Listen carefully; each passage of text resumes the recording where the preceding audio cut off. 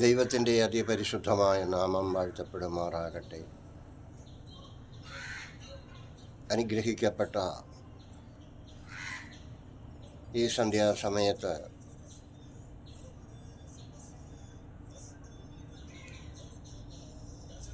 തിരുവചനത്തിൽ നിന്നും ചില വേദഭാഗങ്ങൾ ഈ കാലഘട്ടത്തെ കണ്ടുകൊണ്ട് പറയുവാൻ താൽപ്പര്യപ്പെടുകയാണ്. ബഹുമാന്യരായ എല്ലാവരുടെയും പ്രാർത്ഥന ചോദിക്കുകയാണ്.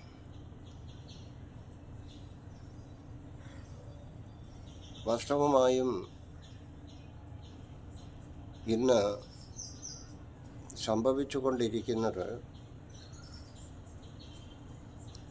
കേരളത്തെ 4 8 ആയി മടക്കി ആരൊക്കെയോ പോക്കറ്റിൽ വച്ചിരിക്കുന്നു എന്നുള്ളതാണ് കണ്ടുപിടിച്ചിരിക്കുന്നതായ കാര്യം. എന്നാൽ യാഥാർത്ഥ്യം എന്താണ്? യാഥാർത്ഥ്യം അത് വെളിച്ചം തന്നെയാണ്.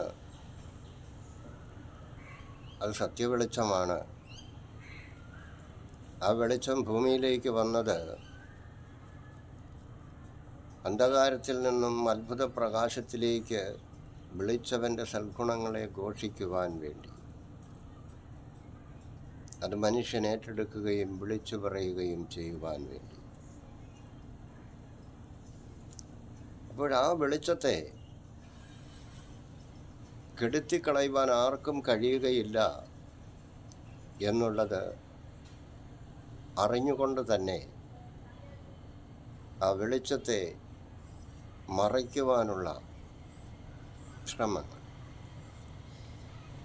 അങ്ങനെ ചെയ്യുമ്പോൾ അങ്ങനെ സംഭവിക്കുകയില്ല എങ്കിൽ പോലും അങ്ങനെ മനുഷ്യരുടെ ഇടയിൽ വിഭിന്നമായ ചിന്താഗതികൾ ഉണ്ടാകും. അപ്പോഴിവിടെ യഥാർത്ഥമായും വാസ്തവമായും സംഭവിക്കുന്നത് ധാരാളം ധനമുണ്ടെങ്കിലും മനസ്സിന് യാതൊരു സമാധാനമോ സന്തോഷമോ ഇല്ലാത്ത എത്രയോ പേർ നമ്മുടെ സമൂഹത്തിൽ ഉണ്ട്. അവരൊരു സമാധാനം കണ്ടെത്തുന്നത്, അവരുടെ ജീവിതത്തിലൊരാശ്വാസം ലഭിക്കുന്നത് അവർ ദൈവത്തിൽ ആശ്രയിക്കുമ്പോഴാണ്, അവർ ദൈവസന്നിധിയിൽ വരുമ്പോഴാണ്. അവർക്കൊരു പ്രത്യാശ ഉണ്ടാകുന്നത്. അതുപോലെ ദരിദ്രരായ മനുഷ്യർ, അവരുടെ ജീവിതത്തിൽ അവർക്ക് സമ്പാദ്യമൊന്നുമില്ല. അവർ നോക്കുമ്പോൾ സമ്പാദിക്കുവാനും ഒരു മാർഗവും അവരുടെ മുൻപിൽ പ്രത്യക്ഷപ്പെടുന്നതുമില്ല. അപ്പോൾ ജീവിതം എന്താണ് എന്നൊരു ചോദ്യചിഹ്നം അവരുടെ മുൻപിൽ നിൽക്കുമ്പോൾ അവർക്കൊരാശ്വാസമാണ് ദൈവവും ദൈവത്തിൻ്റെ വചനവും. അത് പ്രഘോഷിപ്പിക്കപ്പെടുന്നവരും. അപ്പോൾ അതിനെ തടസ്സമായി നിൽക്കുകയും അല്ലെങ്കിൽ അതിനെ തടയുവാൻ ശ്രമിക്കുകയും ചെയ്യുക എന്ന് പറയുന്നത് വാസ്തവമായും ഒരു മനുഷ്യനും സമാധാനമായി ജീവിക്കുന്നത് ഇഷ്ടമില്ലാത്ത ഒരു കാഴ്ചപ്പാട് ഉള്ളവരാണ് ഈ വെളിച്ചത്തെ മറയ്ക്കുവാനും സമാധാന ജീവിതത്തെ നശിപ്പിക്കുവാനും ശ്രമിക്കുന്നത്. അതുകൊണ്ട് സംഭവിക്കുന്നത് അരാജകത്വം നിറഞ്ഞ ഒരു സമൂഹത്തെ വാർത്തെടുക്കുവാൻ മാത്രമാണ് അതുകൊണ്ട് കഴിയുന്നത്. ഞാൻ തിരുവെഴുത്തിൽ നിന്നും 1-2 വേദഭാഗങ്ങൾ മാത്രം വായിച്ചുകൊണ്ട് എൻ്റെ വാക്കുകൾ അവസാനിപ്പിക്കും. യൂദായുടെ ലേഖനം 14-15 വാക്യങ്ങളിൽ പറയുന്നത്, ആദാം മുതൽ 7-മനായ ഹാനോക്കും ഇവരെക്കുറിച്ചു ഇതാ കർത്താവ് എല്ലാവരെയും വിധിപ്പാനും അവർ അഭക്തിയോടെ ചെയ്ത ഭക്തിവിരുദ്ധമായ സകല പ്രവൃത്തികളും നിമിത്തം ഭക്തികെട്ട പാപികൾ തൻ്റെ നേരെ പറഞ്ഞ സകല നിഷ്ഠൂരങ്ങളും നിമിത്തവും ഭക്തികെട്ടവരെയൊക്കെയും ബോധം വരുത്തുവാനും 1000 വിശുദ്ധന്മാരോട് കൂടെ വന്നിരിക്കുന്നു എന്ന് ഇവിടെ ഹാനോക്ക് പ്രവചിച്ചതായി പറയുന്നു. അപ്പോൾ ഇത് വളരെ ശ്രദ്ധേയമായ ഒരു കാര്യമാണ് ഈ കാലഘട്ടത്തെ സംബന്ധിച്ച് മനസ്സിലാക്കുമ്പോൾ. ആദാം മുതൽ 7-മനായ ഹാനോക്ക് ഇവരെക്കുറിച്ച് ഇതാ കർത്താവ് എല്ലാവരെയും വിധിപ്പാനും അവർ അഭക്തിയോടെ ചെയ്ത ഭക്തിവിരുദ്ധമായ സകല പ്രവൃത്തികളും നിമിത്തം ഭക്തികെട്ട പാപികൾ തൻ്റെ നേരെ പറഞ്ഞ സകല നിഷ്ഠൂരങ്ങളും നിമിത്തവും ഭക്തികെട്ടവരെയൊക്കെയും ബോധം വരുത്തുവാനും 1000 വിശുദ്ധന്മാരോട് കൂടെ വന്നിരിക്കുന്നു എന്ന് പ്രവചിച്ചു. അപ്പോൾ വാസ്തവമായും ഇവിടെ ജീവിതം മുൻപോട്ട് നയിക്കുവാൻ ഒരവസരവും മുൻപിൽ തെളിയാത്ത ജനസമൂഹം, എപ്രകാരം വേണമെങ്കിലും ജീവിക്കുവാൻ എല്ലാ സൗകര്യങ്ങളും ഉണ്ടെങ്കിലും മനസ്സിന് സമാധാനമില്ലാത്ത ഒരു വിഭാഗം, അവരൊക്കെയും ആശ്രയിക്കുന്ന ഒരു സ്ഥലമാണ് ദൈവത്തിൻ്റെ സന്നിധി. ആ ദൈവസന്നിധിയിൽ അവർ വന്നു കൂടുകയാണ്. അവിടെ വെച്ച് അവർക്കൊരാശ്വാസം ലഭിക്കുന്നത് കാരണമാണ് അവരെന്തെങ്കിലുമൊക്കെ ചെയ്യുകയും അവിടെ തന്നെ നിൽക്കുകയും ചെയ്യുന്നത്. കാരണം അവർ ഇരുട്ടിൽ നിന്ന് കയറി വന്നവരാണ്, പ്രത്യാശ നഷ്ടപ്പെട്ടവരാണ്. അവരാ വെളിച്ചത്തിൽ അവർക്ക് എല്ലാം ലഭിക്കുന്നുണ്ട് എന്നുള്ളതാണ് അതിൻ്റെ തെളിവ്. അവിടെ നിന്ന് അവരെ അടർത്തിക്കളയുവാൻ പലപ്പോഴും ശത്രുവായവൻ ശ്രമിക്കുമെങ്കിലും ദൈവത്തിൻ്റെ ആത്മാവ് അവരെ അവിടെ നിലനിർത്തുവാൻ തക്കവണ്ണം അവരെ പ്രബോധിപ്പിക്കുവാൻ ദൈവം പലരെയും ആക്കി വച്ചിരിക്കുകയും ചെയ്തിട്ടുണ്ട്. ഉൽപ്പത്തി പുസ്തകം 28-ാം അധ്യായം അതിൻ്റെ 17-ാമത്തെ വാക്യം ഇപ്രകാരമാണ് പറയുന്നത്: അവൻ ഭയപ്പെട്ടു, ഈ സ്ഥലം എത്ര ഭയങ്കരം, ഇത് ദൈവത്തിൻ്റെ ആലയമല്ലാതെ മറ്റൊന്നല്ല, ഇത് സ്വർഗത്തിൻ്റെ വാതിൽ തന്നെ എന്ന് പറയുകയാണ്. ഇവിടെ യാക്കോബാണ് അപ്രകാരം പറയുന്നത്.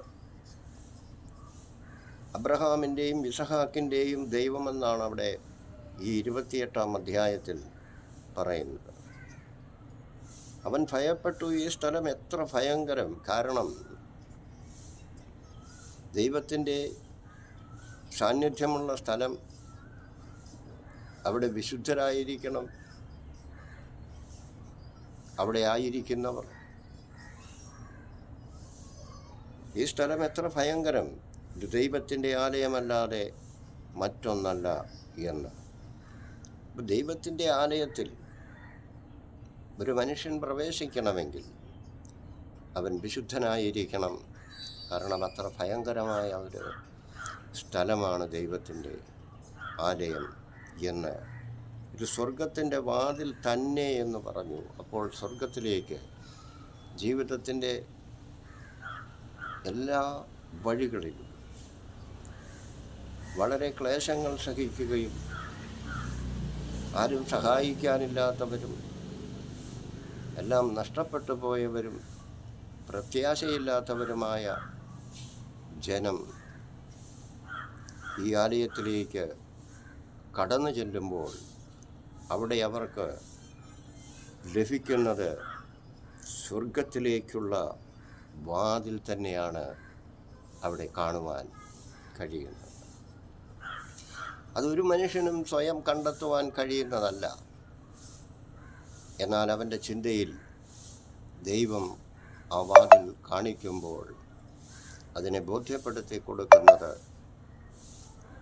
അതിനായി ദൈവം നിയോഗിച്ചവരാണ്. അതാണ് ഇവിടെ കാണുവാൻ കഴിയുന്നത്. മനുഷ്യന് ഭയവും ഭക്തിയും വേണം. വാസ്തവമായും മനുഷ്യൻ ഭയപ്പെടേണ്ടത് ദൈവത്തിൻ്റെയാണ്, ദൈവത്തിൻ്റെ നീതിയെയാണ്, ദൈവത്തിൻ്റെ ന്യായത്തെയാണ്. അത് ഭയത്തോടും കൂടി ഭക്തിയോടും കൂടി ആയിത്തീരുന്നത് ദൈവത്തിൽ ആശ്രയിക്കുമ്പോഴാണ്. ദൈവത്തിൽ ആശ്രയിക്കുക ചെയ്യാത്തവർക്ക് അപ്രകാരമുള്ള കാര്യങ്ങളൊന്നും അവരുടെ ജീവിതത്തിൽ ഇല്ല. കാരണം ഇവിടെ ഭയമോ ഭക്തിയോ സമാധാനമോ പരസ്പര സ്നേഹമോ സന്തോഷമോ ഇതൊന്നും ആഗ്രഹിക്കുന്നില്ല എങ്കിൽ ഭയവുമില്ല, ഭക്തിയുമില്ല. ദൈവത്തെയാണ് ഭയപ്പെടേണ്ടത്, ദൈവത്തെയാണ് ഭക്തിയോടെ കാണേണ്ടത്, ദൈവസന്നിധിയിലാണ് ഭക്തിയോടെ നിൽക്കേണ്ടത്. അങ്ങനെയാകാത്ത കാലത്തോളം ഇങ്ങനെ പ്രകാശത്തെ മറയ്ക്കുവാനും ഇരുട്ടിനെ വ്യാപിപ്പിക്കുവാനും ഇരുട്ടുകൊണ്ട് മൂടുവാനും മാത്രമേ നമ്മുടെ ബുദ്ധിയും ചിന്തയും പ്രവർത്തിച്ചുകൊണ്ട് ഇരിക്കുകയുള്ളൂ. ആയതിനാൽ അപ്രകാരമുള്ള സൃഷ്ടിയും ഇവിടെയുണ്ട്. മറിച്ച് ദൈവത്തെ ഭയപ്പെടുന്നവരും ദൈവത്തിൻ്റെ ആലയമാണെന്ന് ബോധ്യമുള്ളവരും അതുപോലെ തന്നെ പ്രവചനവാക്യത്തിൽ പറഞ്ഞതൊക്കെയും അംഗീകരിക്കുകയും അനുസരിക്കുകയും വിശ്വസിക്കുകയും ചെയ്യുന്നവരും അവരെ നയിക്കുന്നവരും. അപ്പോൾ നമ്മുടെ ജീവിതത്തിൽ വളരെയേറെ അന്വേഷിക്കേണ്ടതുണ്ട്, ആലോചിക്കേണ്ടതുണ്ട്, ചിന്തിക്കേണ്ടതുണ്ട്, പ്രവർത്തിക്കേണ്ടതുണ്ട്. ഭയത്തോടും ഭക്തിയോടും കൂടെ ആരാണ് ആരുടെ മുൻപിലാണ് ഇരിക്കുന്നതെന്നും നാം തിരിച്ചറിയേണ്ടതുണ്ട്. ആയതിനാൽ ഈ വാക്കുകളാൽ ദൈവം നമ്മെ എല്ലാവരെയും അനുഗ്രഹിക്കട്ടെ എന്ന പ്രാർത്ഥനയോടെ ഞാൻ എൻ്റെ വാക്കുകൾ ഇപ്പോഴിവിടെ അവസാനിപ്പിക്കുന്നു. കർത്താവായ യേശുവിൻ്റെ സ്നേഹവും സമാധാനവും സന്തോഷവും നിങ്ങളുടെ ഓരോരുത്തരുടെയും ഹൃദയങ്ങളിൽ വസിക്കട്ടെ എന്ന പ്രാർത്ഥനയോടെ